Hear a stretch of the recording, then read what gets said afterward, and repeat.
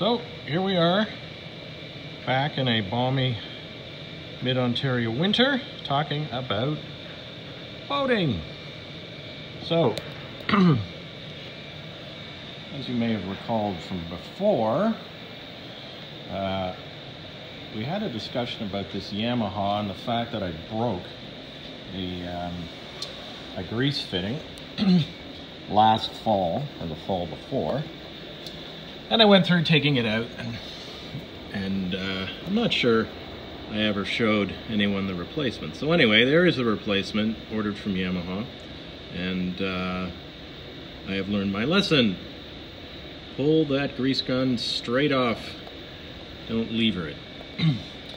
Today what we're going to talk about is the fact that, as wonderful as this engine has been over the last 300 hours and trouble-free, I did notice a problem with the starter engaging toward the end of the season.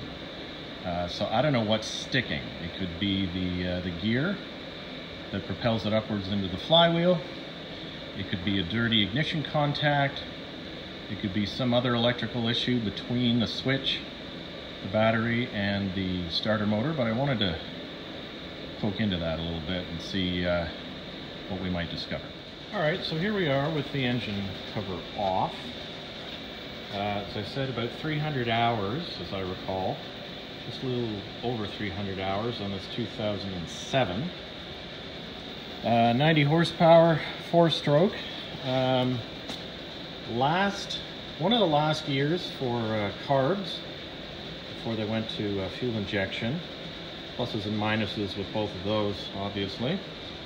And so what we're looking at here is issue with the starter. So I'm going to take this off. So we're going to need to get that top cowling off.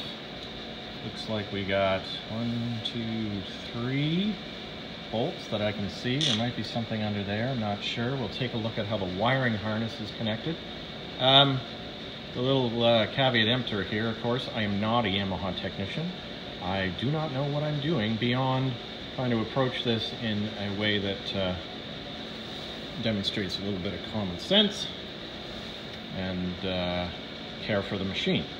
All right, so first thing to do is take this top cover off. All right, so first thing is to get this shroud off. It covers the flywheel, the point where the starter engages, and the timing belt. It is 10 millimeters and not torqued overly tightly, which is good. We've got the plastic parts.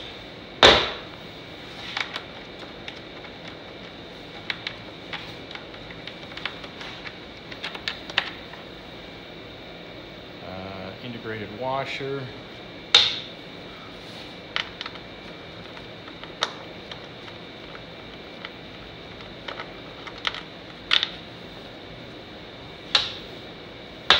All right, so it looks like it sits. There's a pin there and 2 isolated rubber mounts here. So it should just pop up.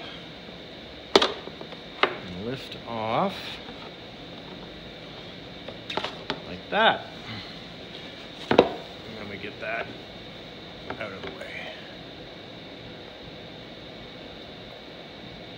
All right, so with this area exposed, flywheel, ring gear, starter, and as I noticed right off the bat, you may be able to tell the starter is actually engaged. These teeth are meshing with the flywheel. And so later on in the summer, what would happen is I'd turn the key, you'd hear a click, and then nothing. So that right there is something to investigate. What I'm hoping is we can just get it with a little bit of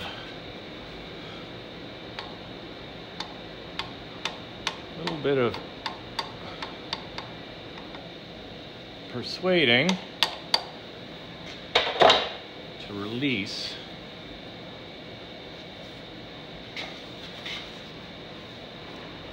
There we go. And you can see how it drops down. So when the engine starts, power is applied. This tries to spin. It's on a spiral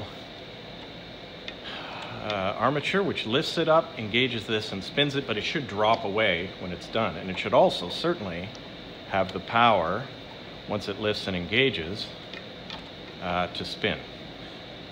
So that's something to investigate there. 2 camshafts, timing belt running off of the crank here. 300 hours on this machine, on this engine, and the belts look perfect. There's no cracking, no wearing of the teeth. They don't look like they're slipping off the gears. So I'll have to check the change interval on these engines. It's possible it's a combination of hours and just elapsed time, because rubber breaks down over time, although this would be shielded from the sun, but you've got temperature extremes in our environment here. When I was in getting winterizing supplies this year and talking to the Yamaha dealer about how well this engine runs, he said, well, it should. We've got police marine units with 3,000 hours on them that are still running almost like new. So 300 hours is nothing. All right, so now we need to release this thing. Looks like we've got a couple of mounting points. 1, 2, 3. There might be something else under this cover. There's our ground, it looks like. So now we need to take off this, which I believe just unclips out front, releases from 2 points at the back, and then up and off. All right, so this is showing us our wiring harness here.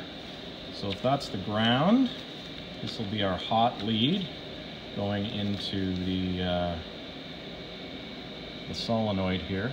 There will be some other wiring to disconnect, I think. So we'll poke around that a little bit and see what we got. All right, 12mm sockets here.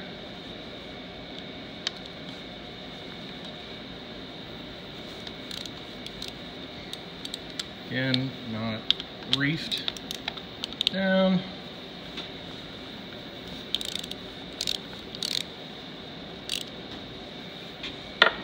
And 12 here.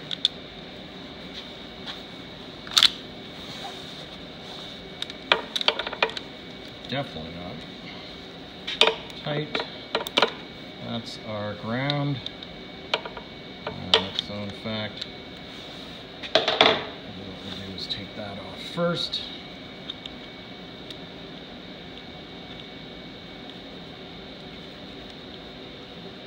All right, a little hard to hold the camera and do this at the same time. You get the idea. We'll be back in a sec. All right, so last of the 12 millimeter bolts, long ones.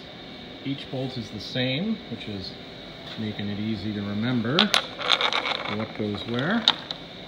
What we'll do is take this off gently and see where our wiring connections are, because we don't want to stress those unduly. So it looks like we've got, it looks like we've got little sleeves that it sits in. So as we pull it back around, we see that it sits in place and connected with those connectors. So I am going to put this back on, just gently. Get my thumb out of there, and then I will take this off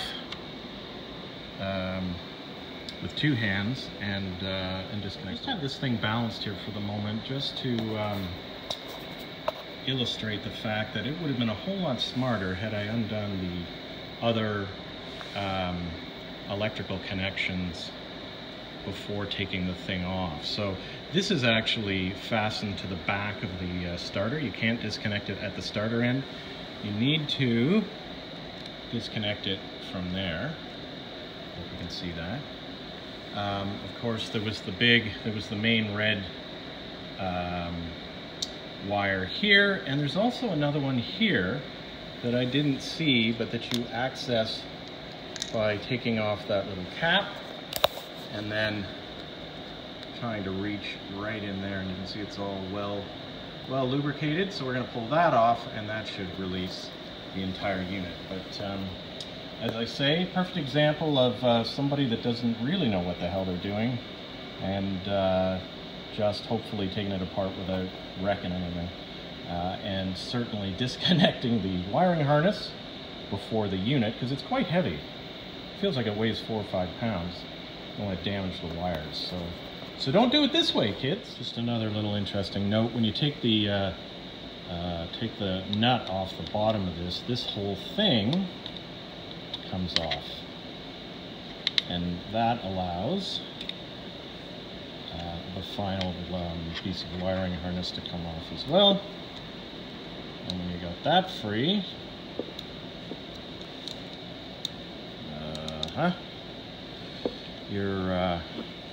you're disconnected. So here's the motor without the starter on it. And one of the things that we want to make sure of is that the wiring isn't the culprit here. So you want to make sure all these connections are clean. And what I notice, and it's sort of hard to see maybe on the camera, is that focusing? There's actually some corrosion around this ring connector, and that should be wired off. And there is also not as much here. This is probably more you know, age, but I do see a little bit. So certainly the points at which the electrical system connect to the starter should be cleaned. We're seeing again a little bit here. It's not much, hard to detect. I'd be surprised if that was keeping it from starting, but I have had technicians tell me that these engines are really sensitive when it comes to electrical continuity. Loose battery leads and stuff can create problems. Oh, by the way, I hope you have your battery out of your boat before you start doing this, or else that would be a fun wake up. I don't see anything really too problematic here. The other thing, of course, is the switch up in the dashboard should be checked out. All right, next thing we want to do is just introduce some voltage to this to see whether it even spins. If it doesn't, or it jams, we know that's probably the problem. If it spins freely, we'll need to look somewhere else.